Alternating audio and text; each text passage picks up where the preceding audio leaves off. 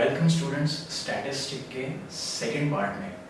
पहले पार्ट में हमने दो वीडियोस देखे, how to calculate mean and how to calculate median and mode. इन तीन मेजर्स ऑफ सेंट्रल टेंडेंसी के कैलकुलेशन लिखने के बाद now we are on the data presentation. ये दो पॉइंट्स है जिसके ऊपर 100% क्वेश्चन आता ही आता है।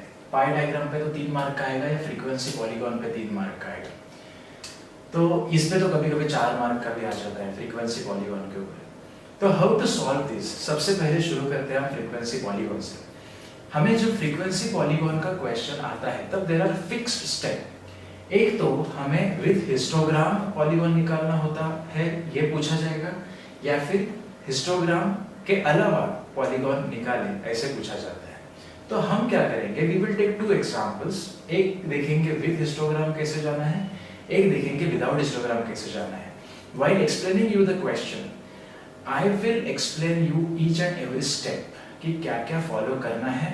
आप उसे ध्यान में रखें, आप नोट डाउन करके ले कि पॉलीगॉन निकालते समय विद हिस्टोग्राम में क्या स्टेप फॉलो करनी है और विदाउट में क्या स्टेप फॉलो करनी है। तो चलिए शुरू करते हैं। सबसे पहले पॉलीगॉन का पहला क्वेश्चन।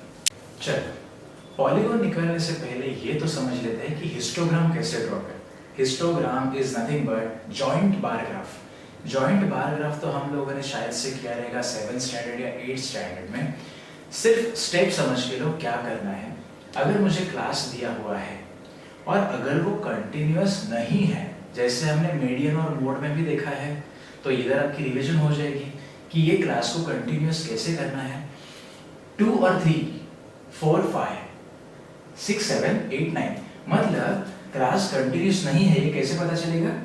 यहाँ पे सेम नंबर नहीं है, ये 3 पे खत्म होता है, ये 3 पे चालू नहीं होता, ये 4 पे चालू हो रहा है, मतलब दोनों में डिफरेंस है 1 का। तो क्या बताया था मैंने पिछले वीडियो में, जब 1 का डिफरेंस है तो राइट हैंड साइड वाले 50% से बढ़ाओ और लेफ्ट हैंड साइड वाले 50% से कम करो। तो 1 का डिफरेंस है, 1 का डिफरेंस उसका 50% म्हणजे मतलब उसका हो जाएगा 0.5, आधा आधा हो जाएगा। तो राइट हैंड साइड 0.5 से बढ़ाओ और right hand side left hand side 0.5 से कम करो। 50% राइट हैंड साइड बढ़ाएंगे और रिमेनिंग 50% लेफ्ट हैंड साइड से कम करेंगे, तो हमारा क्लास हो जाएगा कंटिन्यूअस। स्टैटिस्टिक में मीन को छोड़ के मीडियन के सम, मोड के सम्स और पॉलीगॉन के सम्स हिस्टोग्राम जब आता है तब हमें क्लास कंटिन्यूअस है कि नहीं ये देखना बहुत जरूरी है। तो कैसे कंटिन्यू होगा, लेफ्ट वाले 0.5 से कम हो जाएंगे 1.5, ये 0.5 से बढ़ेगा 3.5, 3.5, 5.5, 5.5, 7.5, 7.5, 9.5, ये हो गया मेरा कंटिन्यूअस क्लास। लास्ट और फ्रीक्वेंसी जो भी दी हो, whatever the frequency is given, suppose मान लेते हैं फ्रीक्वेंसी है 10, 20, 30, 20, ये फ्रीक्वेंसी है, ऐसे मान लेते हैं। तो अभी इसको प्लॉट कैसे करेंगे, ग्राफ कैसे आएगा। ग्राफ अपना नॉर्मल आएगा, we will have this is y axis and this is x axis. जैसे हम जॉइंट बार निकालते समय ग्राफ में, स्टैटिस्टिक में 8, 9 में जैसे ग्राफ बनाते थे वैसे स्केल लिखना मत भूलना, ये बातें बहुत जरूरी है। अभी फिलहाल इतना देख लेते हैं कि हिस्टोग्राम कैसे बनाते हैं। पॉलीगॉन में आपको सब बातें बताऊंगा कि ग्राफ में क्या क्या जरूरी है। फिलहाल ध्यान दीजिए हिस्टोग्राम कैसे बनाते हैं। नंबर 1, क्लास कंटिन्यूअस करने के बाद अगर वो क्लास 0 से नहीं चालू होता है, मतलब वो ओरिजिन से नहीं चालू होता है, तो मुझे x एक्सिस पे एक ऐसा मार्किंग दिखाना पड़ेगा, you know like heart beat की तरह। तो ये मार्किंग का यूज क्या है, this marking indicates, this is called as crink mark. ये मार्किंग का यूज ये है कि ये ग्राफ को श्रिंक करता है, मतलब हम ऐसा फोल्ड करते हैं ना ग्राफ को, तो ऐसा फोल्ड करने जैसे स्टेप यहाँ पे दिखानी है, तो we are shrinking the graph. क्यों, क्योंकि वो 0 से नहीं चालू हो रहा है। इसका पर्पस मैं आपको अगले सम्स में बताऊंगा, फिलहाल सिर्फ प्रोसीजर याद करो। क्रिंक मार्क दिखाओ अगर 0 से नहीं चालू होता है। अभी कंटिन्यूअस क्लास में कौन कौन से नंबर है, 1.5, 3.5, 5.5, 7.5। लेफ्ट साइड वाले, ध्यान में रहे, सारे लेफ्ट हैंड साइड वाले एक्सिस पे आ जाएंगे। शुरू होता है 1.5 से, एंड होता है 7.5 तक, और ये एंडिंग हमें लेनी है सिर्फ 9.5। तो ग्राफ में कौन आएगा? ग्राफ में सिर्फ ये नंबर्स आएंगे। You will have these numbers only on the graph. ये तीन जब रिपीट हो रहे हैं उनको रिपीट नहीं करेंगे। 1.5, फिर एडिक्वेट डिस्टेंस छोड़ के 3.5, 5.5, 7.5 और 9.5। ये हो गए मेरे 1 2 3 4 5 नंबर ऑन द ग्राफ। अभी 1.5 से 3.5 तक 10, तो यहाँ पे you can have on y axis 10, 20, 30, 1.5 to 3.5 10, कुछ आएगा इस तरह। अभी अगला कंटिन्यूअस क्लास है ना, तो हिस्टोग्राम हमेशा जॉइंट रहते हैं, डिस्टेंस दो रेक्टेंगल में नहीं रहता, they are always joint together. 3.5 से 5.5 तक है 20, फिर उसके बाद है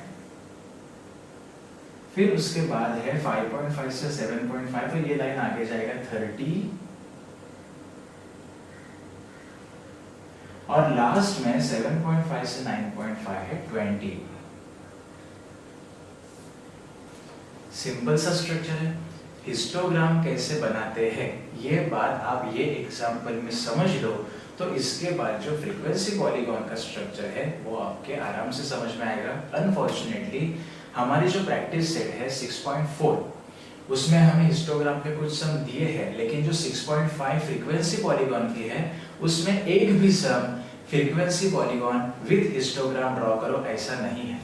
तो all question you can draw without histogram. किधर भी ऐसे मेंशन नहीं किया है 6.5 में कि आप हिस्टोग्राम पहले बनाओ और फिर पॉलीगॉन बनाओ, लेकिन ठीक है हम फिर भी दोनों केस देखेंगे कि विद हिस्टोग्राम कैसे बनाते हैं और विदाउट हिस्टोग्राम कैसे बनाते हैं। तो हिस्टोग्राम कैसे बनाए समझ में आ गया?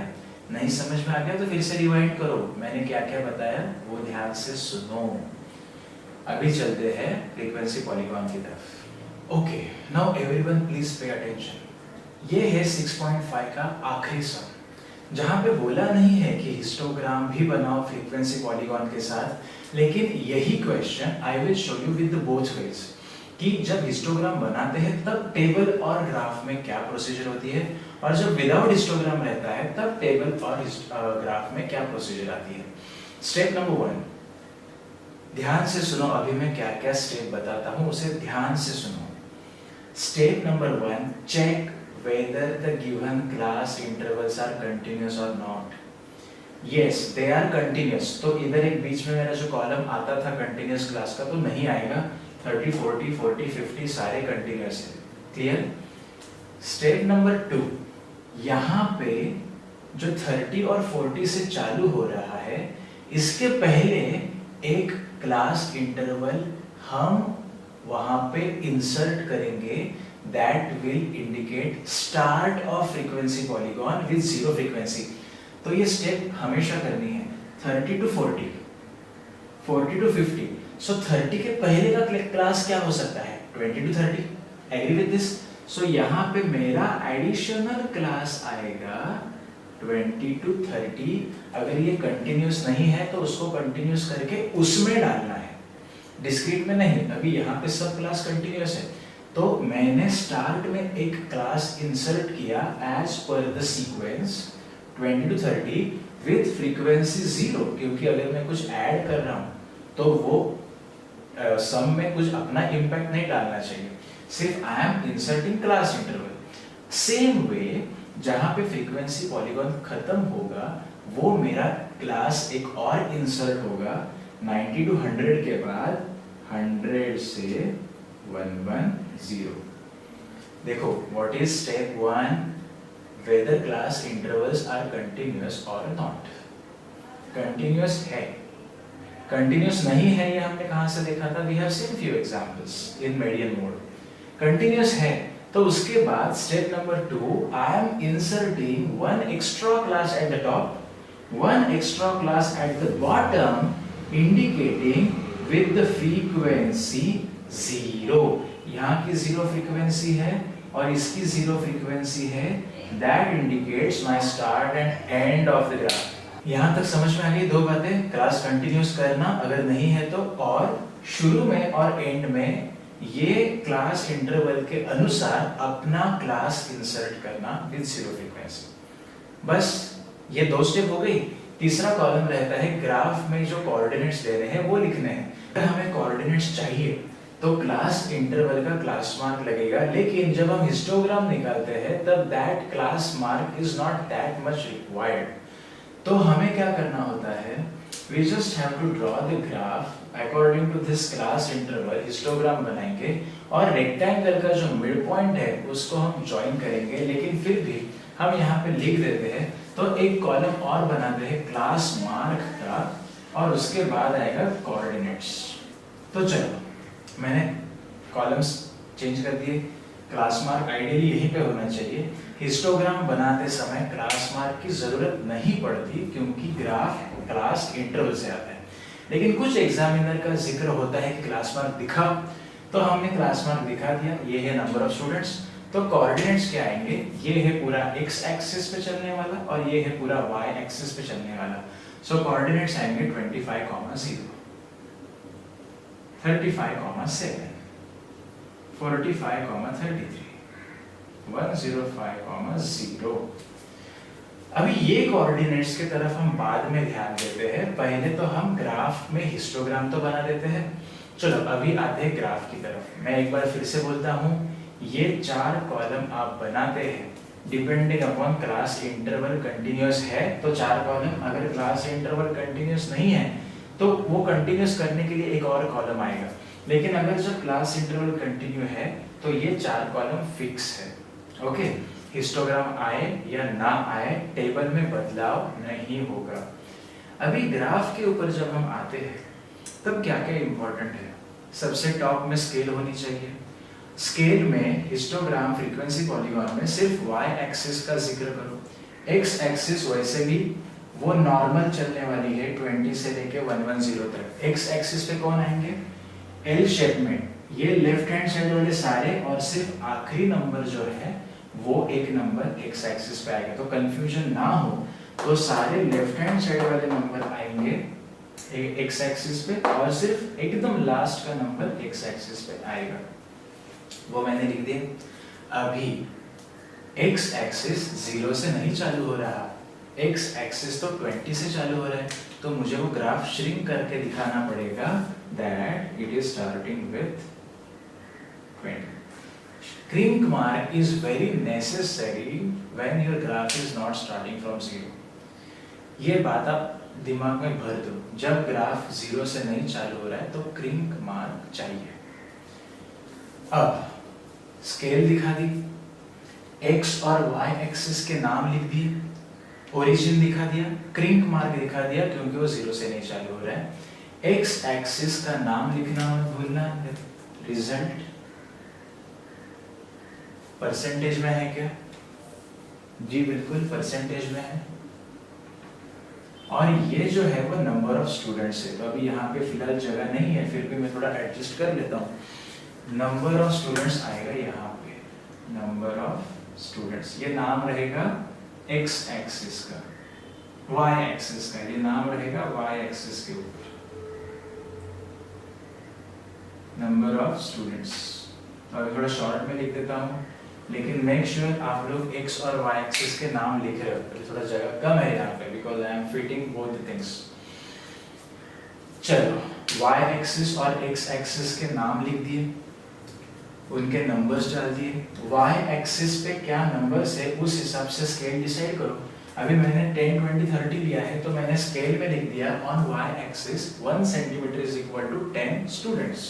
आप चाहे तो 5, 10, 15, 20 भी ले सकते हैं, तो आपका स्केल में बदलाव आ जाएगा। On y axis 1 centimetre is equal to 5 students. समझ में आ रहा है? अभी चलो आगे बढ़िए। अभी हिस्टोग्राम कैसे प्लॉट करें। अगर आपको लग रहा है कि थोड़ा जल्दी जा रहे हैं तो वीडियो रिपीट करते रहो so that you will get a clear idea. जब तक क्लियर नहीं होता आगे मत बढ़ो। 20 to 30 पे 25,0 मतलब यहाँ पे कुछ भी नहीं है, ये 0 पे है और 25 मतलब द मिडिल, 20 और 25 का middle, that is my first point. ये आ गया मेरा पॉइंट नंबर 1। 30 to 40 का है 7 पे। ये कॉलम की तरफ पहले ध्यान ही मत दो, इसीलिए मैं ये नहीं बना रहा था when we are plotting histogram. Histogram बनाते समय ये कॉलम को ध्यान मत दो, इसको थोड़ा साइड में रखो। 30 to 40 पे है 7 स्टूडेंट्स, सो 30 to 40 पे 7 स्टूडेंट आएगा यहाँ किधर, 10 के थोड़ा नीचे। 40 to 50 पे 33 स्टूडेंट्स, 40 to 50 पे 33 आएगा किधर, तो यहाँ।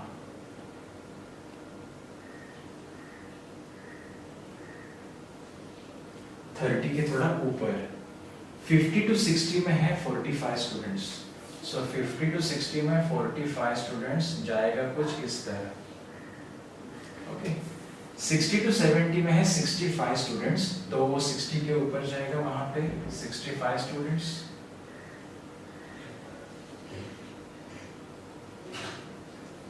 फिर 70 to 80 में है 47 स्टूडेंट्स, तो 40 के ऊपर 50 के नीचे। फिर 80 to 90 में है 18 स्टूडेंट्स, 20 के थोड़ा नीचे। फिर 80 to 90, 18, 90 to 100 5 स्टूडेंट्स, सो आएगा किधर, तो इधर। और 100 to 110 में 0 है, सो वहां पे कुछ नहीं बनेगा।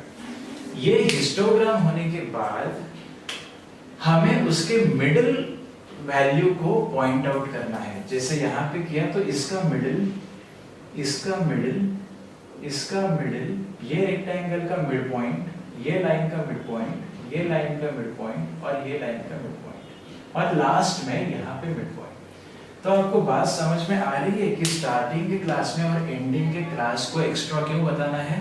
क्योंकि हम लोग वहां पे स्टार्ट और यहाँ पे उसको एंड करेंगे, नहीं तो ग्राफ ऐसे इन एयर दिखेगा। तो ये कोऑर्डिनेट्स अभी काम आएंगे जो हम यहाँ पे सिर्फ लिखेंगे, अदरवाइज ग्राफ बनाते समय इसकी तरफ ध्यान मत दो। अभी we just have to draw, just join this points by scale and pencil. जैसे हम बचपन में वो डॉट्स जॉइन करके used to draw the diagram, same तरह ये डॉट्स को जॉइन करके पॉलीगॉन बना लो। स्केल से बनाना है, फ्री हैंड से नहीं। तो विल जॉइन दिस,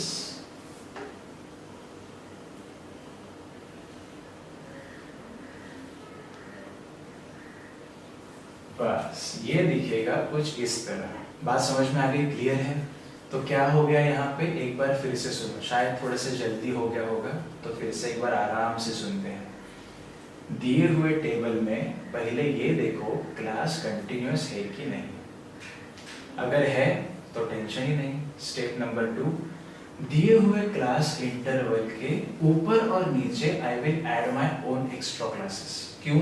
क्योंकि वो ग्राफ शुरू और वो खत्म होते समय एक्सिस पे आना चाहिए, दैट्स द ओनली पर्पस।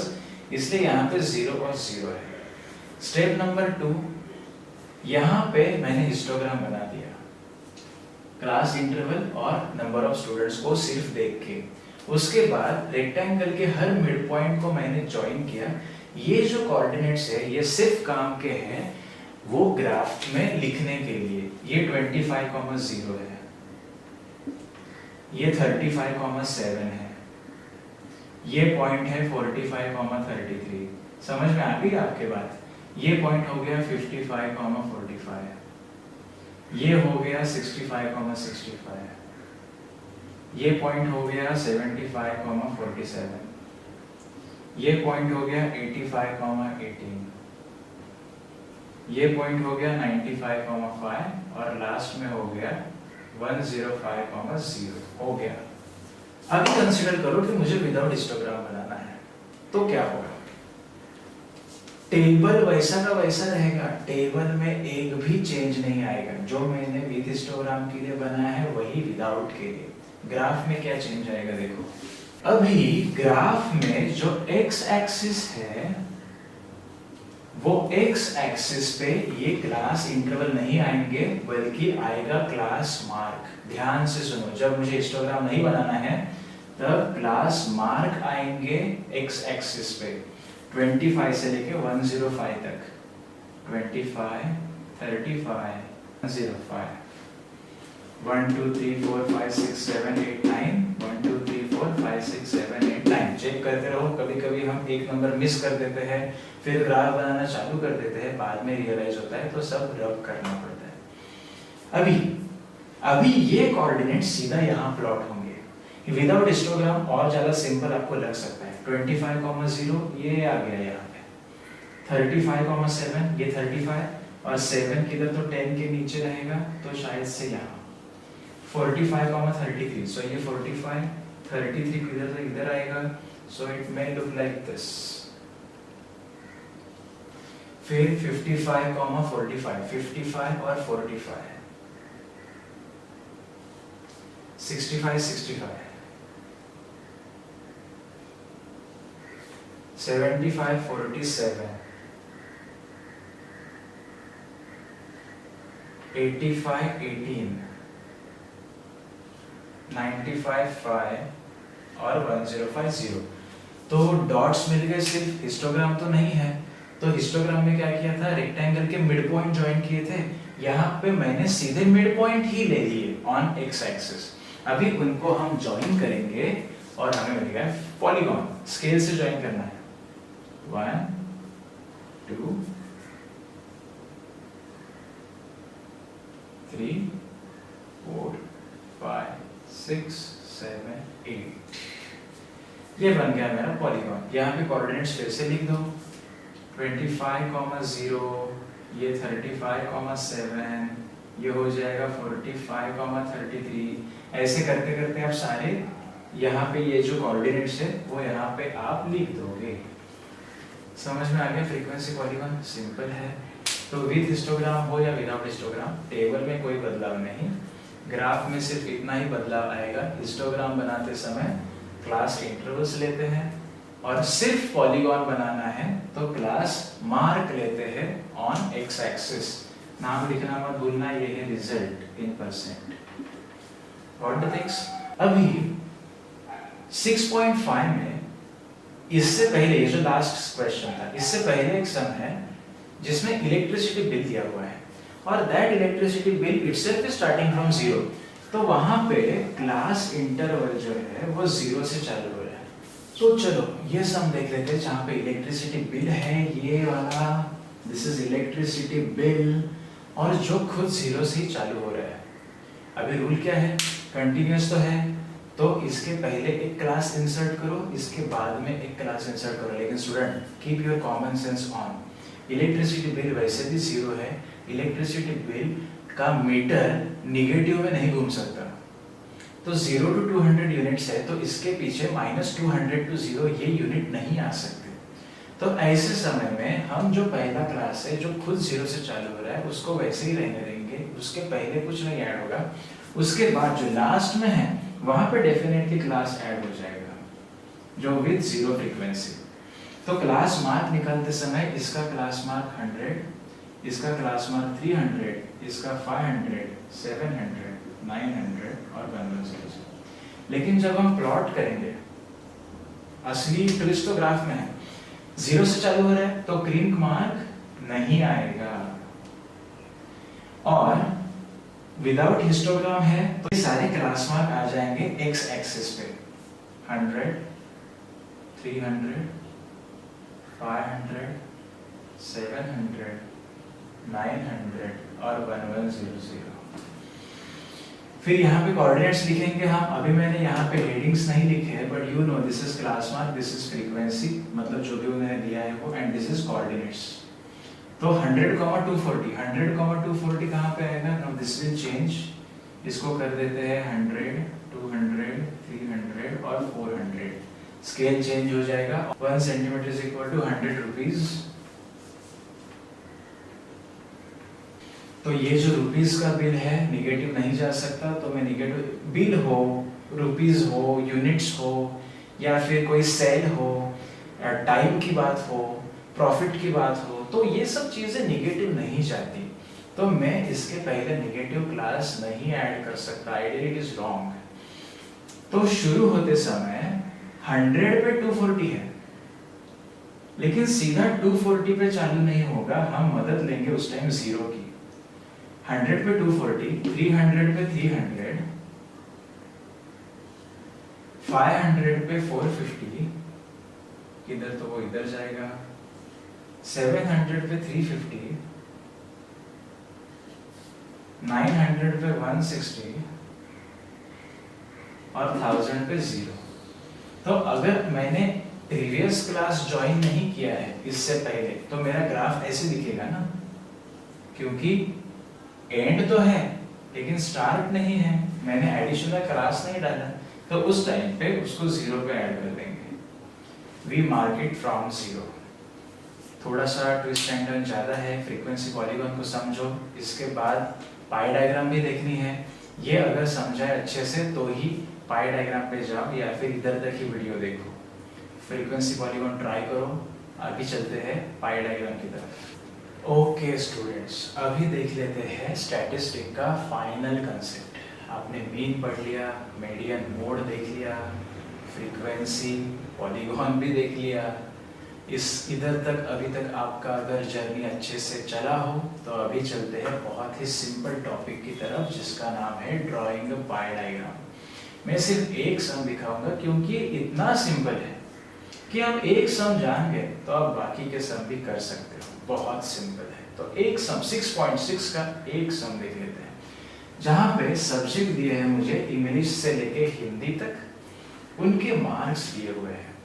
अभी एक बात हमेशा याद रखो, पाई डायग्राम मतलब सर्कल में आता है। जब वो सर्कल में आता है तब डिग्री की बात होनी चाहिए, क्योंकि सर्कल डिग्रीज में घूमता है, 50 डिग्री, 60 डिग्री, 360 डिग्री सर्कल में जो हमें सेक्टर बनाने हैं वो डिग्रीज में घूमेंगे, 50, 60, 70 जो भी हो। तो मुझे उसके लिए सेंट्रल एंगल मतलब सेंटर से we are having angles in that circle. उसके लिए एक सिंपल सा फॉर्मूला है। क्या फॉर्मूला है?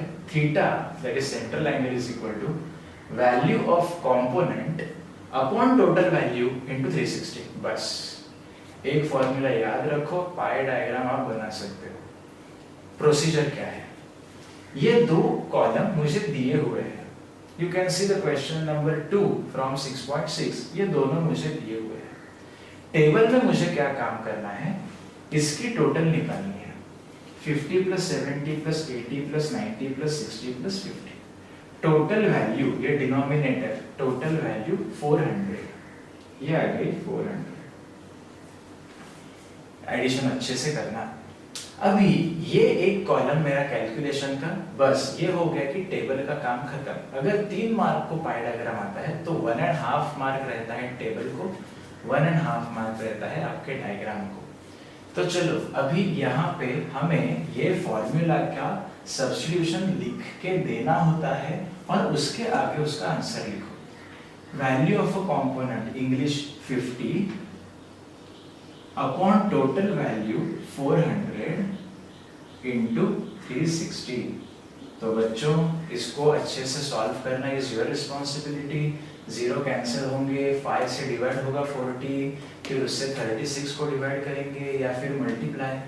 आप सोचो कैसे करना है, बस आपको इसका आंसर करेक्ट लाना है। मल्टीप्लिकेशन डिवीजन हम फिफ्थ स्टैंडर्ड से करते आ रहे हैं। अभी फिलहाल मैं आपको इसके आंसर्स बता देता हूँ। आंसर आता है 45। डिग्रीज लिखना मत भूलना। यहाँ पे ध्यान से सुनो, यहाँ पे कोई स्क्रिबलिंग नहीं होगा, सिर्फ स्ट्रक्चर दिखाओ, रफ कैलकुलेशन पीछे करो। लास्ट पेज डेडिकेटेड होता है अपने रफ कैलकुलेशन के लिए, तो वहाँ पे कैलकुलेशन दिखाओ, नॉट इन द टेबल। अगला 70 upon 400 value of a component upon total value into 360। तो इसको सॉल्व करेंगे तो इसका आंसर आता है 63 डिग्रीज। एक दिखा दो आपको कैलकुलेशन, देखो 70 upon 400 into 360। 0 cancel, 0 cancel, 0 cancel, 0 cancel, 4 1s are 4, 9 4s are 36, 9 into 7 63 degrees. अब कैलकुलेशन अच्छे से करना। चलो अभी मैं अगले वैल्यूज लिख देता हूं। ये आ गया आपके सामने डिग्रीज और उसके कैलकुलेशन का जो सब्स्टिट्यूशन है वो value of a component upon total value into 360 into 360 क्यों? क्योंकि डिग्रीज में कन्वर्ट करना है दिए हुए वैल्यूज को, इसलिए। हाउ टू क्रॉस चेक कि बाबा इतना करने के बाद मेरे ये वैल्यूज बराबर है क्या? How to calculate, how to cross check? इन सब की एडिशन क्विकली करके देखो वो कितनी आनी चाहिए? 360 आनी चाहिए। अगर इन सब की एडिशन 360 आती है तो आप बराबर है। टेबल का काम हो गया। इतना अगर आपने दिखा दिया तो आपको 1.5 मार्क्स मिल जाएंगे। ऊपर फॉर्मूला लिखना जरूरी है क्योंकि वो एक फॉर्मूला है जिससे हम सब्स्टिट्यूशन करते हैं। 1.5 मार्क मिल गया। अभी आते हैं पाई डायग्राम पे। Now your job starts with scale, pencil, protractor and compass. Compass लेके एक सर्कल बना लो। स्केल एंड पेंसिल लेके एक रैंडम हॉरिजॉन्टल लाइन बना लो। ये एक्ट करेगी लाइक ए रेडियस। अभी मुझे वहां पे सारे ये सेंट्रल एंगल को प्लॉट करना है। कैसे करें? 45 डिग्रीज प्रोट्रैक्टर रखेंगे ये लाइन के ऊपर, 45 डिग्रीज मार्क करेंगे, प्रोट्रैक्टर हटाएंगे और ये रहा मेरा 45 डिग्रीज। अभी प्रोट्रैक्टर रखेंगे नए लाइन पे, फ्रेश लाइन पे। यहां पे रखेंगे प्रोट्रैक्टर कुछ इस तरह। चाहे तो आप अपना पेपर घुमा के ले सकते हैं। यहां से 63 डिग्रीज जाना है। प्रोट्रैक्टर हटाएंगे मार्किंग के बाद, 63 डिग्रीज जाएगा कुछ इस तरह। फिर नई लाइन आ गई, वो नए लाइन पे प्रोट्रैक्टर रखेंगे कुछ इस तरह से दिखेगा। यहाँ पे 72 डिग्रीज जाएगा कुछ इस तरह से। ऐसे करते करते you will plot remaining also 81 degrees कुछ इस तरह जाएगा, 54 डिग्रीज, और जो बचा हुआ है लास्ट में 45 डिग्री वो एग्जैक्टली रिमेनिंग एंगल आ जाएगा 45 डिग्री। समझ में आ गई पाई डायग्राम? अभी इसमें और क्या बातें जरूरी है? आपने एंटी क्लॉकवाइज उसको घुमाया प्रोट्रैक्टर को, तो वो डायरेक्शंस दिखाओ कि हम ऐसे ट्रैवल किए हैं। फिर हर एक का जो डेटा है वो उसमें पाई डायग्राम में आना चाहिए। 45 डिग्री किसका है? इंग्लिश। 63 डिग्रीज है मराठी का, 72 डिग्रीज है साइंस, 81 डिग्रीज है मैथ्स, 54 डिग्रीज है सोशल स्टडीज और 45 डिग्रीज है हिंदी का। समझ में आ गया? It looks so beautiful. अगर आप बिना कुछ कटिंग किए अच्छे से टेबल बना दोगे और ये डायग्राम बना दोगे, it looks very good. Examiner को देख के आपको मार्क्स देने का मन होना चाहिए, इतना सिस्टमैटिक बना। और सिर्फ लास्ट में लाइन लिखना है पाई diagram of marks obtained by students। Pi diagram निकालने के लिए आपको कोई भी सम आ जाए, ये फिक्स प्रोसीजर है। आप समझ गए? पहले दिए हुए टेबल से तीसरा कॉलम बनेगा, फॉर्मूला पूरा लिखो, value of a component upon total value of a component into 360। अच्छे से कैलकुलेशन करके सारे डिग्रीज निकाल दो। इन डिग्रीज का एडिशन 360 आना चाहिए। फिर जाएंगे कंपास लेके सर्कल बनाएंगे और प्रोट्रैक्टर को हर लाइन से घुमाएंगे। ये सारे एंगल्स मिल गए, पाई डायग्राम हो गया। सिंपल है कि नहीं? तो ये जो आखिरी पार्ट है स्टैटिस्टिक्स है, इजंट दैट सिंपल? अभी एक उल्टा टाइप भी आता है। पाई डायग्राम दिया है और पूछे हैं कुछ क्वेश्चंस। चलो एक लास्ट क्वेश्चन देख लेते हैं, फिर मैथ्स 1 खत्म हो जाएगा यहाँ पे। चलो स्टूडेंट्स, मैथ्स 1 की जर्नी यहाँ पे खत्म करते हैं। आप लोगों ने लीनियर इक्वेशन से लेकर स्टैटिस्टिक्स तक वीडियोस देखे होंगे। आपको एक कॉन्फिडेंस आ गया होगा कि कैसे मैथ्स 1 होता है। लास्ट क्वेश्चन है 6.6 का क्वेश्चन 5 आपके सामने रखिए, क्योंकि वो लिखने में मैं वक्त नहीं यूटिलाइज करूंगा। एक पाई डायग्राम दिया है, उसमें फूड, एग्रीकल्चर, इलेक्ट्रिसिटी, एडमिनिस्ट्रेशन वगैरह के एंगल्स दिए हुए हैं। Those are the degrees. 3 question पूछे हैं। शुरू में उन्होंने एक इंफॉर्मेशन दी हुई है, total number of workers. This is very useful information. Total number of workers जो है वो है 10,000। Total number of workers 10,000।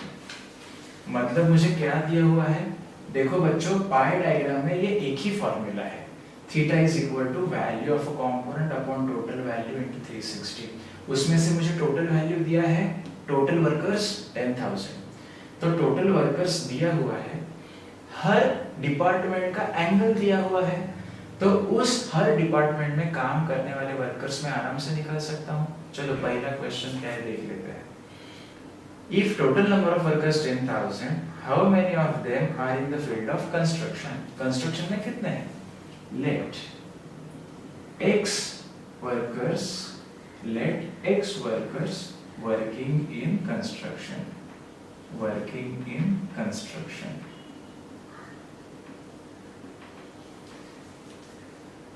Theta क्या है? सेंट्रल एंगल क्या है कंस्ट्रक्शन का? देख लीजिए, कंस्ट्रक्शन का सेंट्रल एंगल है 72 डिग्रीज, उसका थीटा है 72। ये तीनों बातें ये फॉर्मूला में डालो, आंसर मिल जाएगा। Theta 72 degrees, therefore 72 degrees is equal to value of a component, मतलब value of workers in construction x upon total value, total workers 10,000 into 360। आसान है, तो आप 10,000 और 360 को ये साइड लेके आ जाएंगे तो आपको x की वैल्यू मिलेगी कुछ इस तरह, जो आती है 2000। सिंपल है। दूसरा क्वेश्चन देख लेते हैं। क्या है दूसरा क्वेश्चन?